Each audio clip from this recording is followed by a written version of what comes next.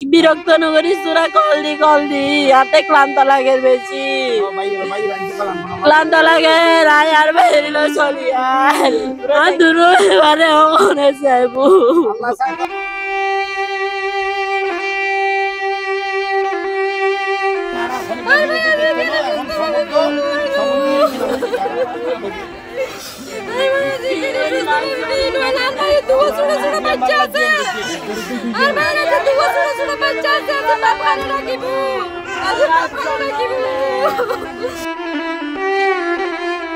কেউ কাঁদছে ভাই হারানোর বেদনায়, কেউ আবার প্রিয়তম স্বামী হারিয়ে নিঃস্বর রিক্ত। অভাগা দুঃখিনী মা নিজের দুই কলিজার ধন হারিয়ে করছেন বিলাপ। বাবা হারানো অবুঝ সন্তানরাও কাঁদছে, বুঝে অথবা না বুঝে। এ যেন একসাথে একটি পরিবারের ৩ স্বজন হারানোর শোকের মাতম।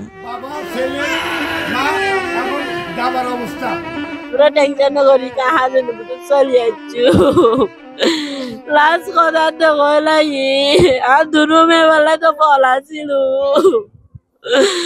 আর দুরু এবারে মনে চাইবো আজ বাপ নছিল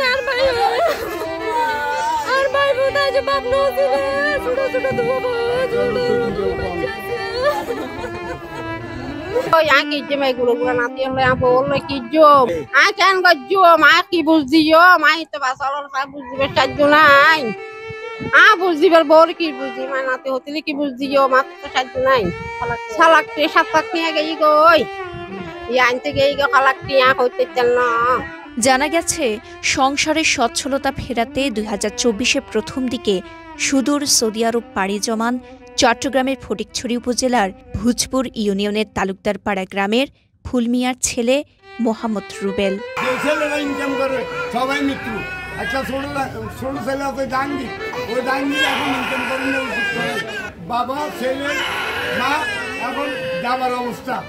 টানা ৭ম-বারের মতো বেস্ট টিস্যু পেপার ব্র্যান্ড হিসেবে স্বীকৃতি পেয়েছে বসুন্ধরা টিস্যু। প্রবাস জীবনের বছর ফুরাতে না ফুরাতেই মালিকের অবর্ণনীয় নির্যাতনের শিকার হয়ে মারা যান রুবেল। পরে দীর্ঘ ১ বছর ধরে আইনি প্রক্রিয়া শেষে গত ৪ জুলাই দিবাগত রাতে হযরত শাহজালাল আন্তর্জাতিক বিমানবন্দরে কফিনে করে ফেরে রেমিটেন্স যোদ্ধা রুবেলের মরদেহ। পরদিন ৫ জুলাই ভাইয়ের কফিনে মোড়ানো মরদেহ আনতে ঢাকা যান বড় ভাই মোহাম্মদ বাবুল ও ফুফাতো ভাই ওসমান গনি। অ্যাম্বুলেন্সে করে কফিন নিয়ে বাড়ি ফিরছিলেন তারা, কিন্তু বিধিপাম পথে ঢাকা চট্টগ্রাম মহাসড়কের কুমিল্লার ১৪ গ্রাম এলাকায় বাতাসা নামক এলাকায় সড়ক দুর্ঘটনায় মারা যান বাবুল ও ওসমান গনি। কফিনে থাকা মৃত রুবেলের মরদেহ পিষে যায়। লাশ কত বিক্ষত অবস্থায় এবং ওনার যে কফিন ছিল কফিনও নষ্ট হয়ে গেছে এবং ওইখানে উপস্থিত ক্ষেত্রে শুনতে পাচ্ছি যে ৫-৬ জন ইন্তেকাল করেছেন এবং আমাদের ভুজপুরের একই পরিবারের রুবেল এবং রুবেলের ভাই বাবুল এবং ওসমান ওই দুইজনও এখানে ইন্তেকাল করেছেন। আমি আসলে খুবই শোকাহত এবং ওনার পরিবারের প্রতি গভীর সমবেদনা জানাচ্ছি।